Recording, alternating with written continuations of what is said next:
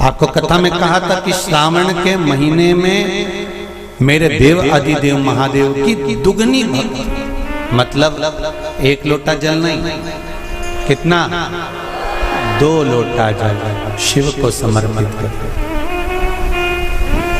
जा रहे हैं सब 2 लोटा जल बाबा को समर्पित करते। मेरे भोले तेरा सहारा है, मेरी नैया का तू किनारा है। श्रावण शिव महापुराण की कथा में गंगा और पार्वती की मूल तत्वता, जैसे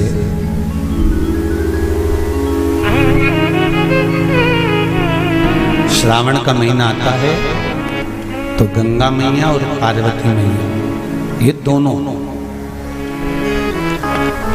सृष्टि के भार जब भगवान शंकर पर आ जाता है 4 महीने तक, जिसको हमारे यहाँ चतुर्मास कहा जाता है, तो ये 4 महीना जब चतुर्मास का आता है तो सृष्टि का संपूर्ण भार मेरे देवादिदेव महादेव पर आ जाता है।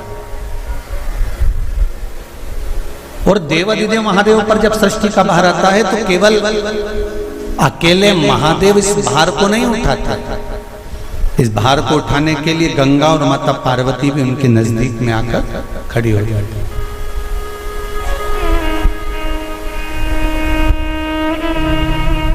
देखिए बड़ा सुंदर संवाद, ध्यान रखिएगा जरा श्रावण शिव महापुराण की कथा का।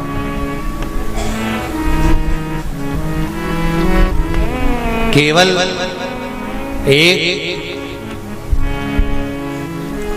पुरुष का कार्य नहीं है परिवार का भार उठाने का,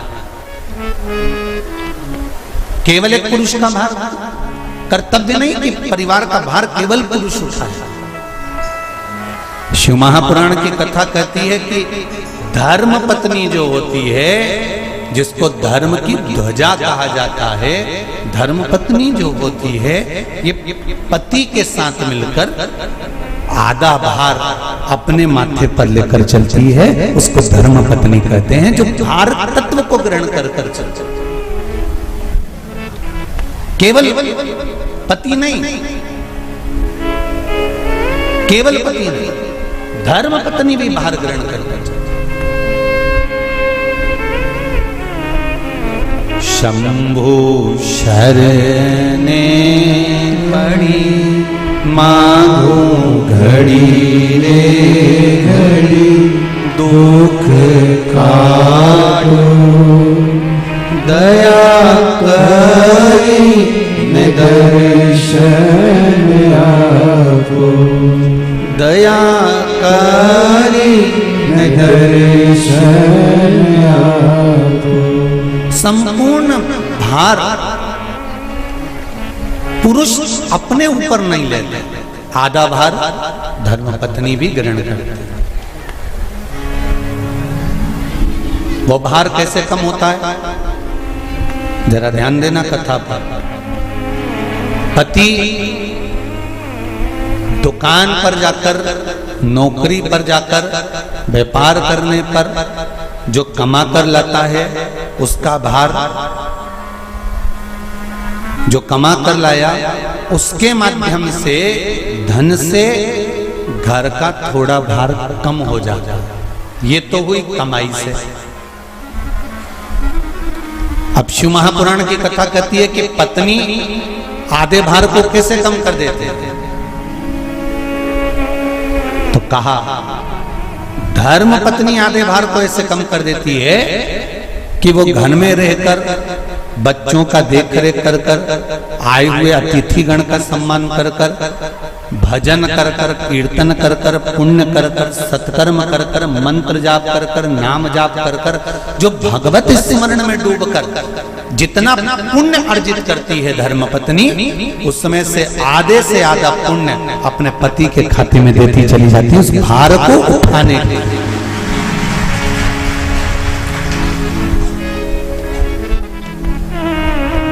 उस भार को उठाने में आधे से ज्यादा भार धर्मपत्नी अपने व्रत, अनुष्ठान, मंत्र, साधना, तप, उपवास आदि के माध्यम से काट देती।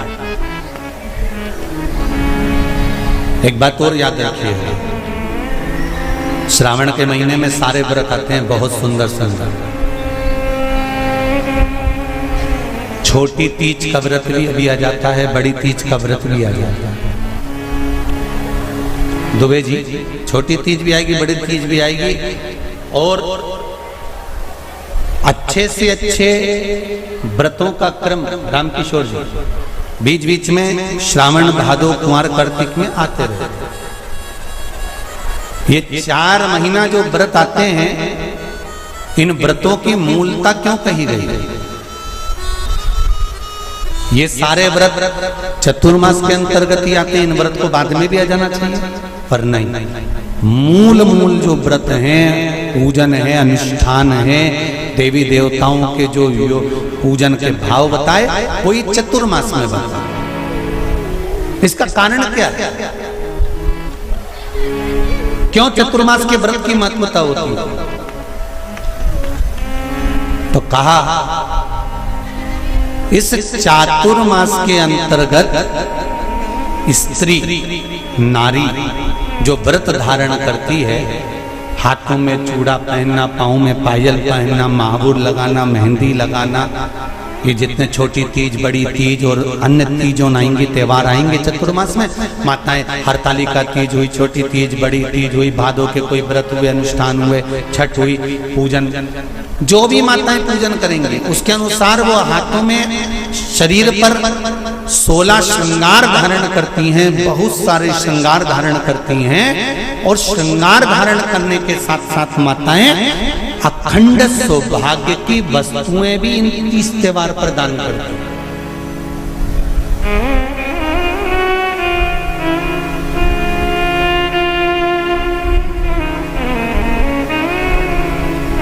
जो अखंड सौभाग्य की सूचक, जो अखंड सौभाग्य की वस्तुएं वो देने का प्रयास करते हैं, दान। क्यों जीजियो, एक बात बताओ, जितने भी माताएं कथा सुन रही हैं और जितने फेसबुक यूट्यूब पर सुन रहे हैं और जितने आस्था चैनल पर सुन रहे हैं, श्रावण के महीने की श्रावण शिव महापुराण की कथा सुन रहे हैं, एक बात दिल से बताना, जितनी सौभाग्यवती माताएं होती हैं, ये संक्रांति पर भी 13 चीजें दान करती हैं, 14 चीजें दान करती हैं। बीच में कोई 16 सोमवार का उद्यापन करेंगी तो भी सुहाग की सामग्री देंगी, उद्यापन करेंगी तो भी सुहाग की सामग्री देंगी, कोई कार्य करेंगी तो भी सौभाग्य की सामग्री देंगी। सौभाग्य की सामग्री का दान क्यों किया जाए? सौभाग्य सूचक वस्तुओं का दान क्यों किया जाए? सौभाग्य की वस्तुएं क्यों प्रदान करी जाती है, क्यों दी जाती है? उसका कारण क्या है?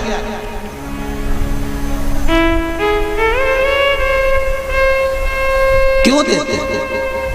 महाराज,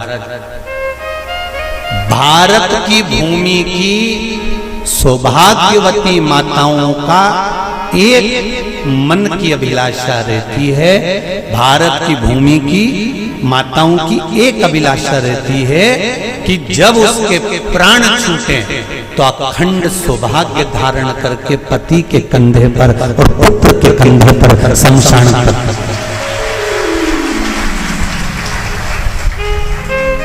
ये भारत की भूमि की माताओं की सोच, उनके मन का संकल्प, उनके मन का भाव।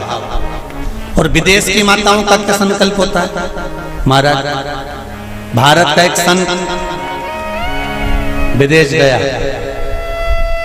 और भारत के संत जब विदेश गए तो वहां पर एक मां, एक स्त्री पति की कब्र के पास में बैठकर पंखा कर रही थी।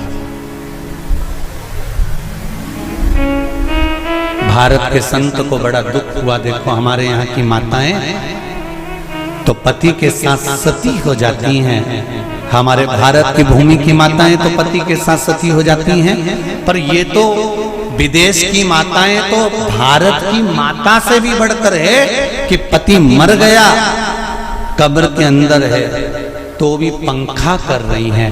ये तो इनसे भी बड़ी है, भारत की माता से भी बड़ी, ये विदेश की माता। तो भारत के संत से रहा नहीं गया और भारत के संत ने जाकर पूछ लिया विदेश की माता से, माँ जी एक बात बताओ, हमारे यहाँ पति के साथ पत्नी सती हो जाती है, वो प्रथम गिनती में आती है, पर तुम तो उससे भी बड़ी हो कि पति मर गया उसके बाद भी उसकी कब्र को पंखा कर रही हो। इतने में विदेश की माता ने कहा, मैं पति को पंखा नहीं कर रही, हमारे यहाँ नियम है जब तक पति की कब्र नहीं सूख जाए हम दूसरी शादी नहीं कर सकते, इसलिए पंखे से सुखा रहा।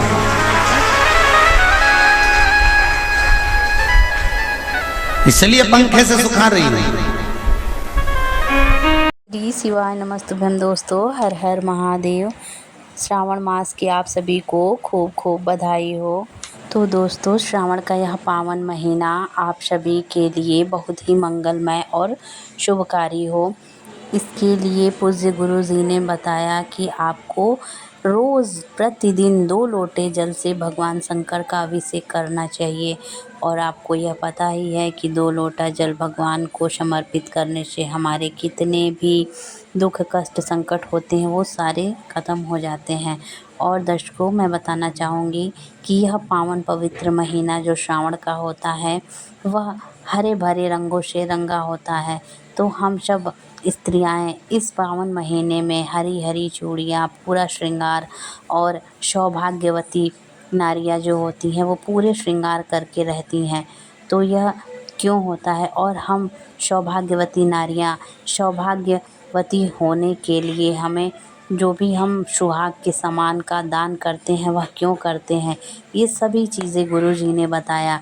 तो दोस्तों, आशा करती हूँ आपको ये वीडियो अच्छा लगा हो। प्लीज़ अच्छा लगा हो तो प्लीज़ हमारे वीडियो को लाइक कीजिए, चैनल को सब्सक्राइब कीजिए, ज़्यादा से ज़्यादा शेयर कीजिए। धन्यवाद। श्री शिवाय नमस्तुभ्यम। हर हर महादेव।